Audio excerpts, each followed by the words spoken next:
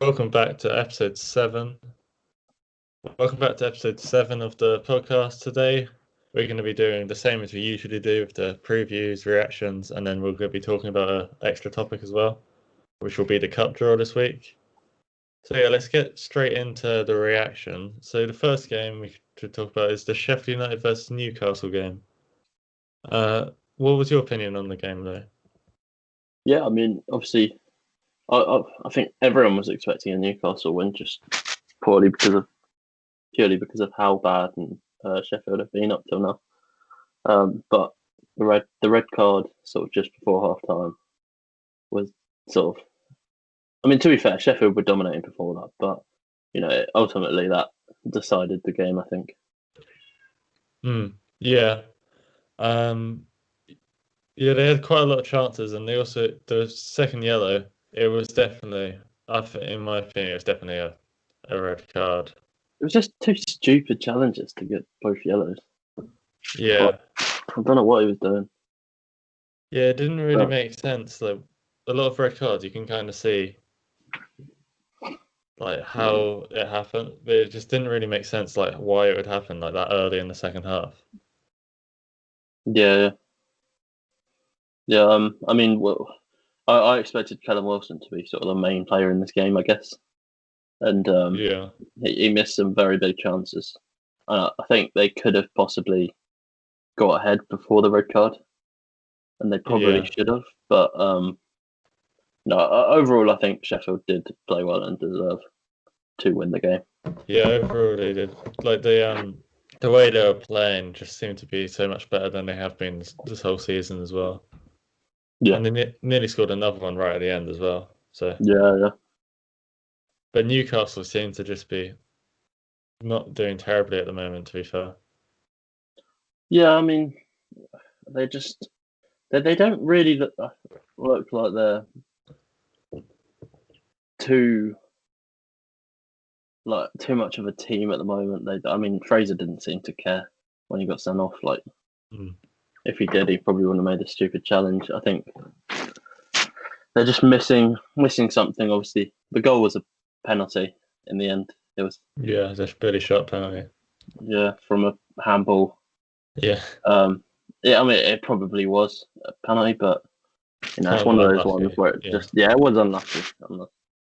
Good way to put it. Yeah, Steve Bruce seems to be losing it at the moment, so. Yeah, I mean, he's only. There is only so far you can go with Steve Bruce as your manager, I think. Yeah.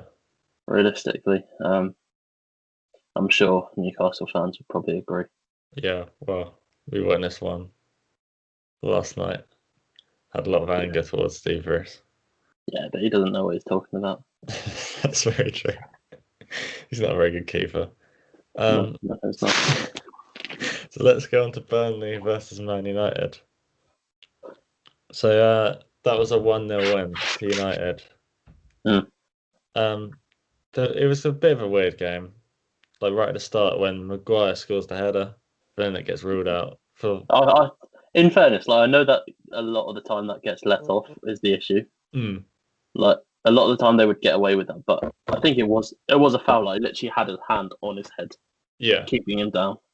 Yeah, it's because you normally see that and it's fine, which is weird. Yeah, I think it should have been a foul, but also I don't know if it always would be, which is the argument, I guess. Another one that was quite a big thing, the Luke Shaw and Robbie Brady thing. Oh yeah, where Luke Shaw fouled him up one side, and then they went all the way up the other side. They were sort of in on goal, and then Brady took him down. So realistically, Brady probably would have been sent off if it wasn't a foul by Shaw. Yeah. And then they called it back for a foul. I thought they could only call it back in VAR for a red card. That's what I thought. But I swear they still got the free kick, didn't they? Yeah, Burnley got the free kick up the other end. Yeah. Again. Yeah. So Shaw only got a yellow. Yeah, that's what.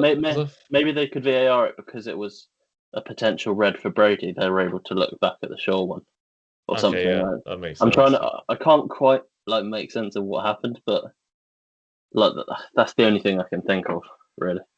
Yeah. Martial had a good game as well. Yeah, that long shot would have been a good one for him. Yeah. But I mean, really, Man United created a lot of good chances, which, in fairness, against a team like Burnley, who they have a really strong defensive lineup, which is it's just the way they play. To create a lot of chances against them is quite impressive, and I mean they ultimately, even though it was a deflected finish in the end, it was a good volley from Pogba. Yeah, I have to admit. What do you think about how Pogba's gonna? Do you think he's gonna have a good rest of the season, or do you think he's gonna be on and off? I think he'll have a good rest of the season, but I don't really know sort of where what's the situation, because I know that he's turning down contracts. Yeah. Do you know if he's leaving or not, or whether he's Well, I planning? think what I've heard is that because his agent's doesn't want to sign another deal. Yeah, His agent's like, all right, he just does what he wants pretty much. yeah.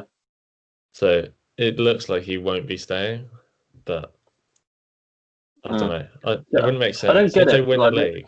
If they win the league, why would they let him go? Why would he go?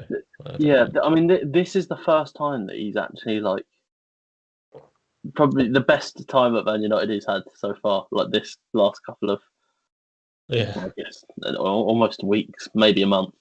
Like this has probably been the best part of his Man United career.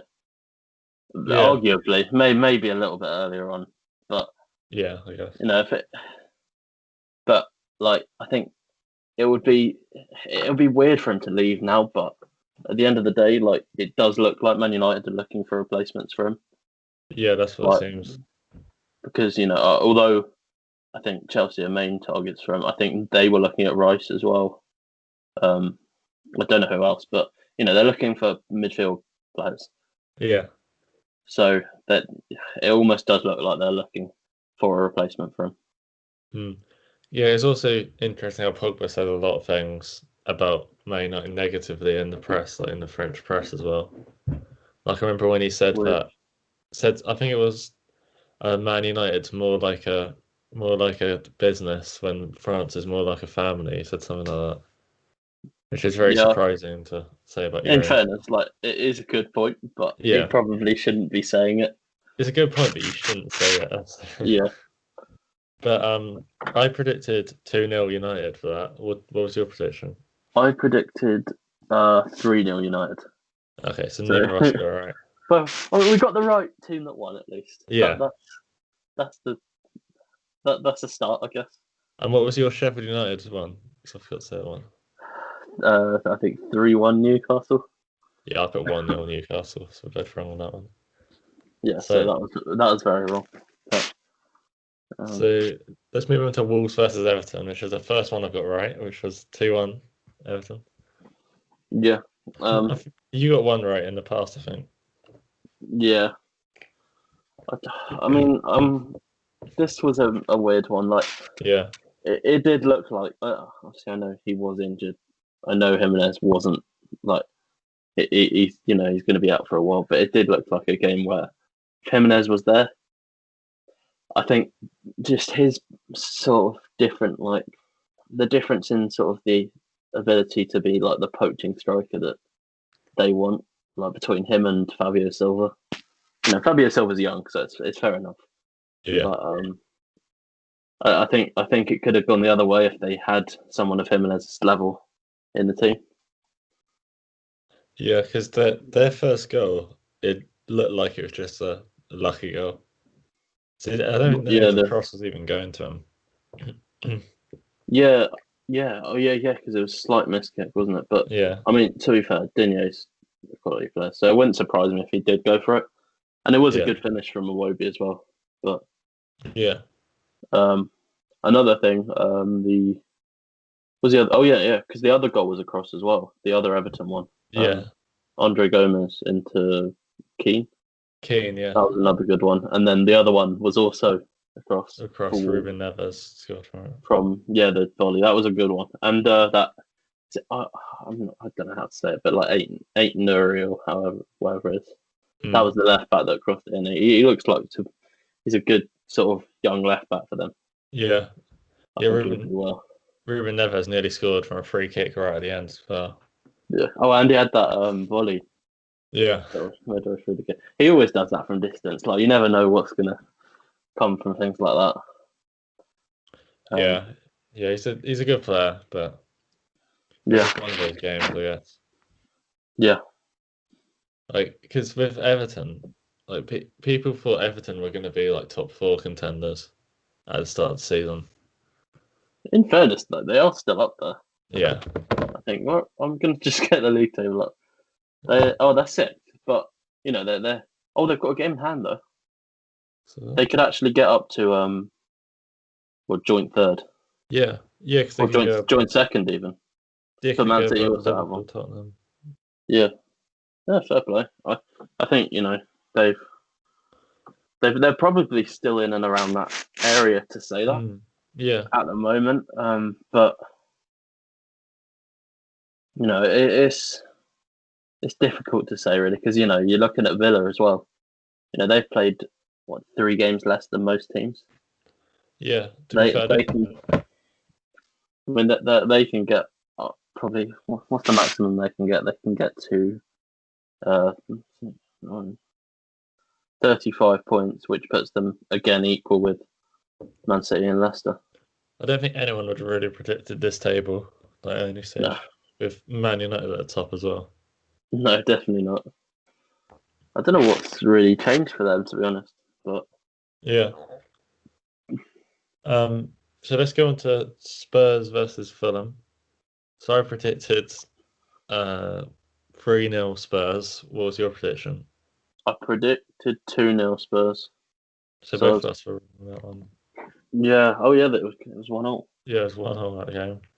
But one thing I will say that I did get right is in the last one I talked about how Spurs struggle against. And not that it's a hard prediction to make, but I said about Spurs. They struggle against lower teams.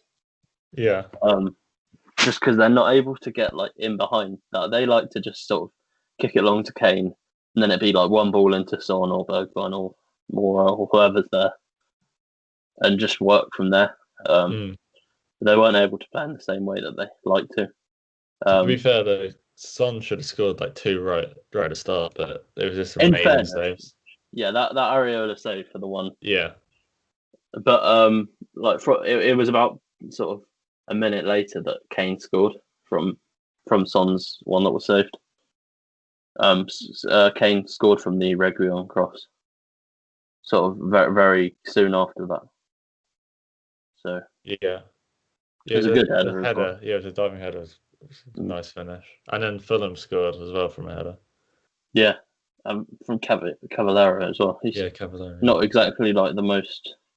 No, he's playing well, but he's not, the most scoring striker at the moment. Yeah. Whatever the best word is for it. I guess he is playing for Fulham at the moment, so it's kind of... Yeah, true.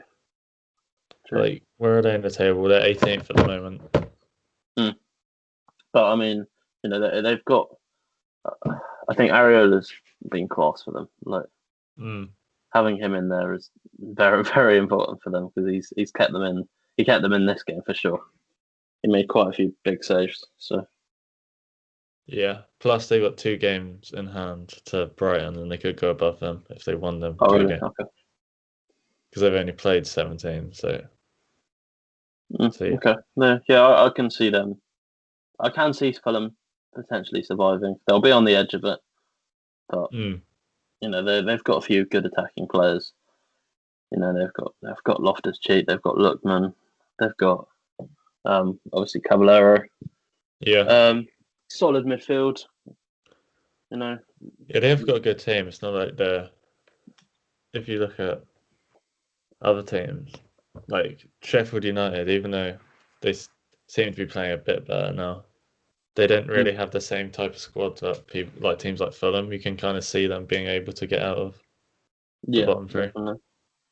So let's talk about the City Brighton game. So I predicted 3-0 Brighton. What did you predict?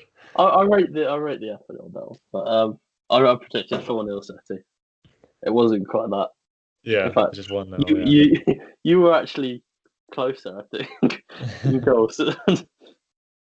Oh, we were equal with how close. But anyway, Phil Foden first goal. the only goal was a really nice finish as well.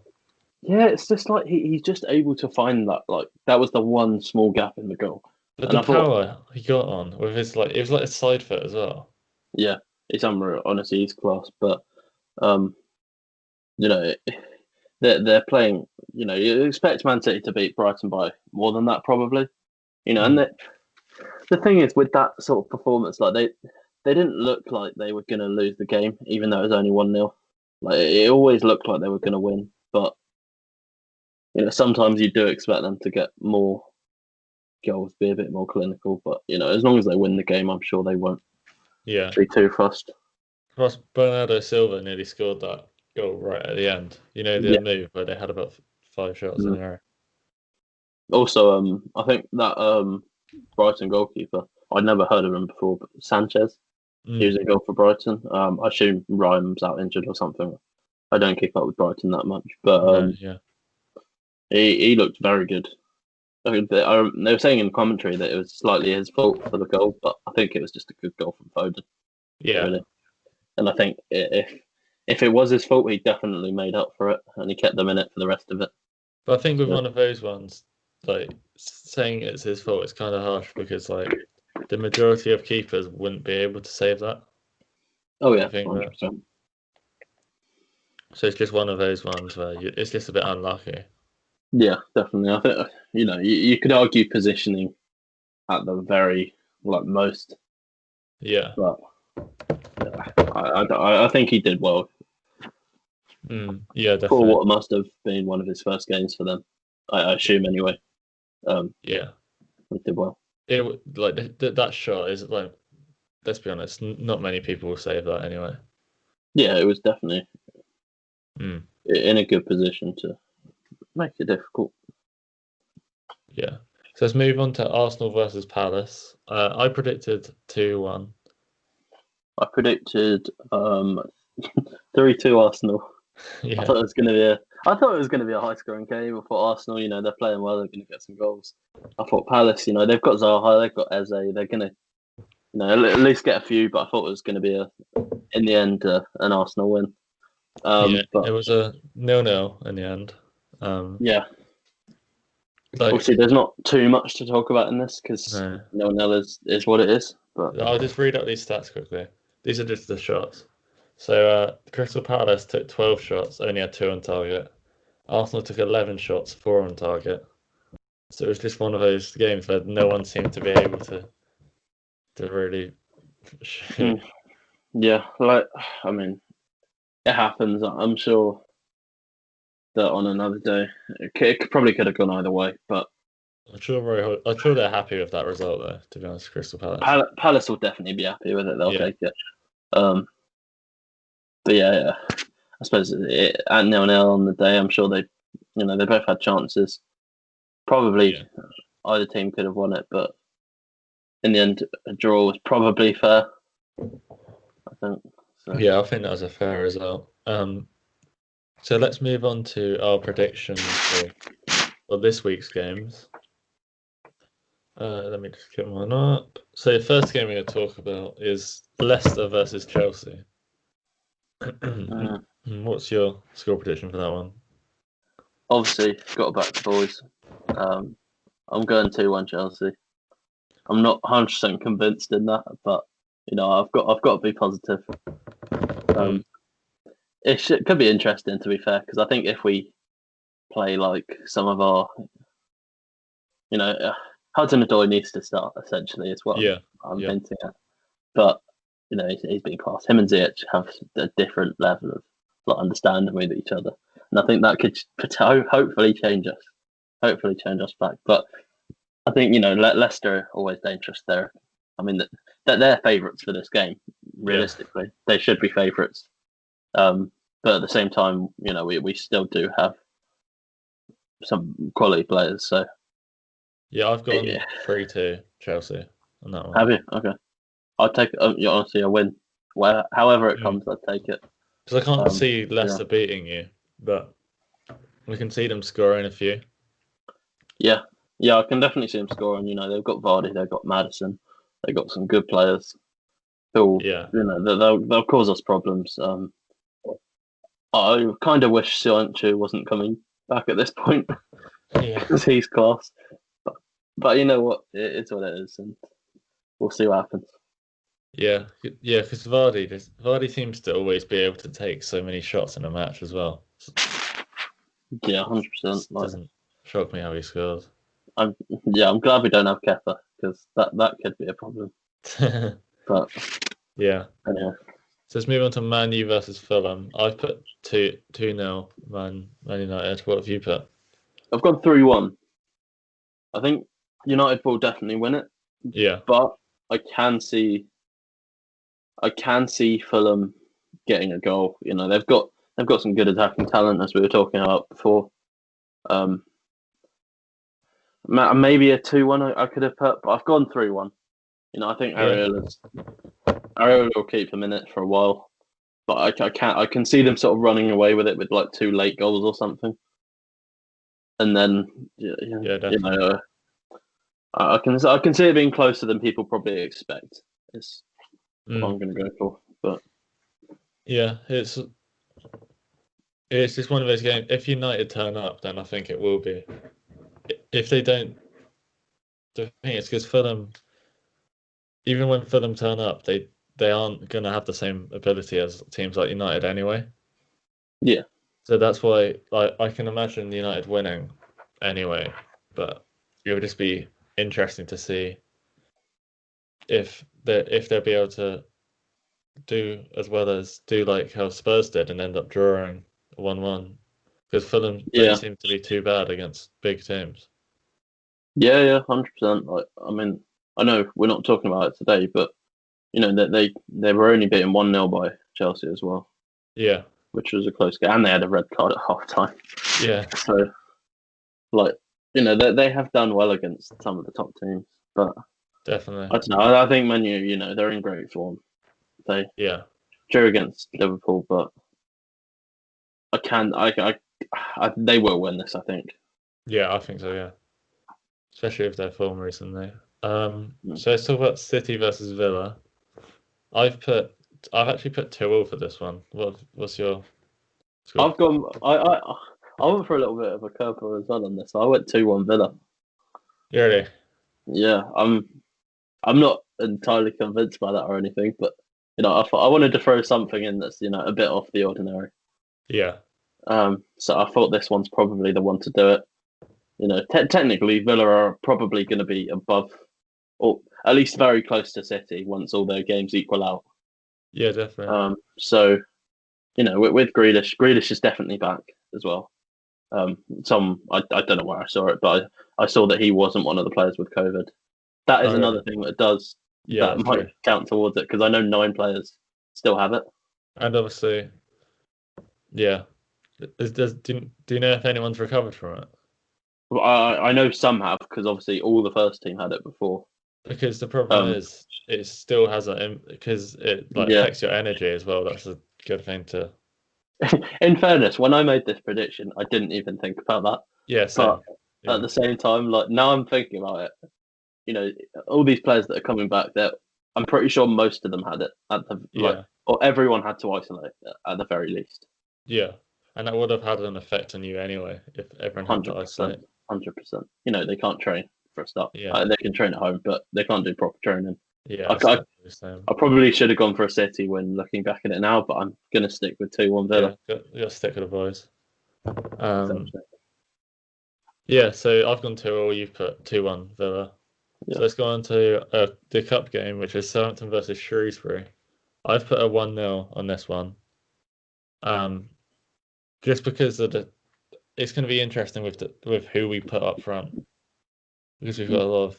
Because the problem was with last game was with the Leicester game, is we had Dan and Lindelöf and who was it? Shane Long up front together. Was that off the bench? Yeah, it was off the bench. And it's like because we don't have a very good squad depth, it's a bit like we don't know. That's why it kind of worries me with some of these games. Yeah, and Will Smallbone just done his ACL as well. Yeah, that's a bit of a pain. Yeah. Like I've gone 2-0 Saints. Yeah. But I think they will win. But like you say, it's going to be they won't want to risk too many players. They want to. I mean, you can't see. Do you reckon Ings will play at all? I think he'll come on as a sub, but with 10 Yeah, minutes or 20 minutes at the end, something like that. Just because I I don't don't. think they'll want him to go that long without having any football. Yeah, 100%. Get him back into it a little bit. Give him some time. I don't Yeah. think Che will play at all. He doesn't need to No. play. Who else? Do you reckon the midfield will play? Will Prowse? Yeah, Anyone else? I kind of hope Ward-Prowse doesn't play just because he's played I think Yeah, he it's something definitely like shouldn't. But 75 consecutive games. yeah, So he needs to have a rest. do you reckon maybe is Romeo fit? Yeah, I Or can is see he? Romeo. I think Romeo would be a good one to Obviously, play as well. Diallo's been out. Well, Mm. no, sorry, Diallo's been in instead Yeah. of him. So Romeo Yeah. coming back in for a game, Yeah, I'd like to because he's quite a physical player as well. I think it'd be kind of a good player when you Yeah, play lower league teams. yeah, definitely. Anyone else that you can see getting some time from sort of the younger players?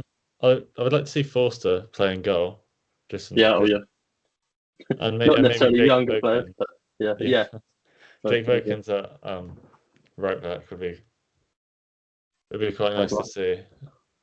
Yeah, yeah. I can see you winning it, but I think it'll be it'll be one of those games that sort of you dominate, but you don't necessarily score constantly. Yeah, I like to see. But, I think what's the Swiss player, Djukovic or whatever his name is. We got him a few years back, and he's just been playing for the okay, academy. I'd like to see him play a game. So he's okay, just been on the bench, so that'd be good to see. yeah, fair play. Yeah, but let's move on to West Ham versus West Brom. I've just put it as because I think it'll be quite a dead game, so I've just put 1-1. What's I put your 1-0 West Ham. yeah? I think West Ham will win it because they've got a bit extra than West Brom. They've got Antonio brings a bit extra. Jared Bowen, I think, is good. No, I think they get the crosses in a lot with Cresswell, Kufal. I think they have a better squad than West Brom. Player Yeah, for player. they've definitely got a better squad. I'm Antonio. predicting a win. I'm hoping they win as well because I've got a lot of West Ham players in my fantasy team. So that's a big one. But I think one. I've gone 1-0. I think it'll be a close one. I'm hoping it's more than one personally, but Yeah, I think I do think it'll be a bit of a dead game, like you say. yeah. But Wait, it'll what day be is the game? it's today at 6, I think. Yeah, that's So gonna be Tuesday. a very dead game. Yeah. Oh yeah, because it's Chelsea tonight, isn't it? Yeah. Yeah, I don't. Yeah, I think it'll be interesting, but we'll see. Last one's Liverpool Burnley. Yeah, Liverpool versus Burnley is the last game. Let's What see do you my think of that one? prediction. I put 2-1 Liverpool because I just feel like Burnley just seem to be able to just shithouse their way into somehow scoring. Yeah. So I've gone yeah, 3-1, so it's similar. yeah. Thing. I think that Liverpool will win. Liverpool have got. If they don't, then they've done something wrong. But I think Burnley. They put up a good fight. They're a solid defensive line. Dyche is a great manager for what they do. Dyche is probably the best manager they could have for not for spending their pretty much. Yeah, exactly. They are limited with what they can do, but fair play to them. They managed to keep staying up, and I think it will be another close one this year, but they'll need to stay on the good side of it for them. Hopefully. Yeah. Yeah, also I've seen about how Salah is trying to get another contract or something. Oh, really? Okay, so he Yeah. has some. This is the thing. I think we talked about it in the last one, but like Aubameyang, players like Aubameyang, they maybe lost it because they lost the want to get a new contract. Yeah. Or whatever. So once they've got their last payday, they sort of have nothing to play for. Yeah, so it'll be interesting to see what happens with Yeah, Salah. I mean, although he's a little bit younger than his last payday, maybe. Yeah, So I would say about 28 or something. I think 27, 28, something around that. Yeah. But yeah. Yeah. So, but now we're going to go onto the FA Cup draw. Yes. We'll just look at some of the main ones. Obviously, Saints. You have, if you manage to beat Shrewsbury. Yeah. Which you'll play Arsenal. What do you think of that one? Well, I saw a lot of Arsenal fans were complaining about that, and Really? they're trying to say it was fixed. Fixed. But I'm surprised that they're that like worried about playing us. It's a cup game. Like, Yeah. if you play your full team and they don't, then yeah, you could probably win. But are you wanting to win the cup that much that you're willing to sacrifice the league? Yeah. Probably not. No. Yeah. So who was the other ones? Fulham versus Burnley. They'll be against Bournemouth or Crawley. that is such a dead game. Like, But yeah, I mean, Man City have an easy one again. Cheltenham. I'm not arguing either because Chelsea also have an easy one. You'd hope against Luton. And if we win that one, then we go through against Barnsley or Norwich. So realistically, whatever happens, we should, as long as we play a second team. Though. Yeah, even if we play a second team, we should still like have a fairly easy route through. Yeah, I saw people complaining about City, saying how they got a history of getting easier draws in their cup. I think. Yeah, definitely. But I wouldn't say it's. Thing is with this sort of cup, like someone has to play the teams. But they could just be getting lucky. Like there is a lot of teams that they could get drawn that are not great. And I mean, you look at it like Tottenham. They have Wickham, and then if they win that, they have to play against probably Everton. That's a difficult game. You look at Leicester; they're up against. Okay, no, they've actually got fairly easy. They could go through against Brighton, to be fair, which wouldn't be too easy. But I mean, you're looking at like Chorley in the sixth tier. They're the only non-league team left, I believe. So, and they've got to play against Wolves, and if they somehow manage to get a result from that, then they play against the winner of Southampton. I'd imagine Southampton Arsenal, the winner of that. Yeah, so, I'm surprised how because I swear they did like 2 draws, didn't they? Didn't they do the first and second round? They did the 4th and 5th round on the same day. Yeah. I believe just so that they could sort out the fixture list. Probably they had to do it quite quickly. Yeah. We have 2 games in about 2 cup games within maximum 3 weeks. Yeah, because I don't know what the max amount of games teams can play a week. Yeah, I mean, I know it's probably on average 2 at the moment. Like I know Chelsea have obviously Leicester today. Then they have 5 days off, to be fair, before we play Luton. Then there's 3 days before Wolves, 3 days before Burnley, and then 3 days before Tottenham, 3 days before Sheffield. Like we've got quite a big run of every 3 days again. Yeah, because like City, Everton, Fulham, and Burnley all have only played 17 games. So they've got 2 games in hand, all of those teams. And then Villa obviously have 3 behind. Or 4 behind. They're 4 behind some teams. Yeah, they're 4 behind. So, a lot of teams. So 3 behind most teams, but 4 behind, the Palaces, the Wolves, those sort of teams. But obviously they had good reason. They had to play that. Yeah. And fair play to them. They had to play that probably under 20s team against Liverpool last week. Yeah. So it's kind of they're coming around to it. But I know obviously I think they've got enough players back where they're sort of accepting having to play Premier League games again. So who have they got? They've got they're coming back against Man City. That's a nice one. Yeah. It's not the nicest one to come back to. But at least they've got Newcastle after. Yeah, be interesting to see how they'll be able to play as well after, all the circumstances which have happened. Yeah, Yeah, 100%. It'll be, we've predicted like Yeah. a result for Villa, but maybe that was a bit too much to predict because of the whole circumstances. But when I was writing it down, I did forget about that. To be fair. So, yeah, we should have thought about oh well, it's what it is. Okay, so do you got anything else to talk about? No, that's it's good. So that has been episode 7 of our podcast. We'll be back with another one next week where we'll just be reacting to the ones we've previewed and then doing some more previews. And yeah, see you later. Bye.